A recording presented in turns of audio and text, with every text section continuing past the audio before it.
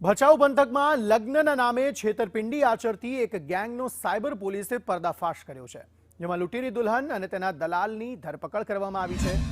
આ ટોળકીએ આમરડી અને ચોપડવા ગામમાં બે નિર્દોષ યુવાનોને નિશાન બનાવી કુલ 4 લાખ રૂપિયા ખંખેરી લીધા હતા।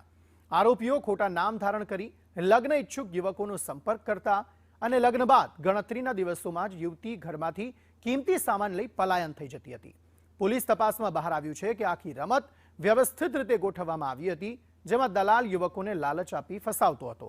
હાલમાં પોલીસે બંને આરોપીઓની સઘન પૂછપરછ હાથ ધરી છે, જેથી આ કૌભાંડમાં અન્ય કેટલા લોકો સંડોવાયેલા છે તેની વિગતો સામે આવી શકે। ફરિયાદી શ્રી ભરતભાઈ દુબારના દીકરાના લગ્ન થતા ન હોવાથી તેમને તેમની સાડી મારફતે અમદાવાદના ગંગાબેનનો સંપર્ક કરવામાં આવ્યો હતો। આ સમય દરમિયાન ગંગાબેનની દીકરી સોનિયા સાથે એમના ખોટું નામ આધાર કાર્ડ ધારણ કરી લગ્ન થયેલા હતા।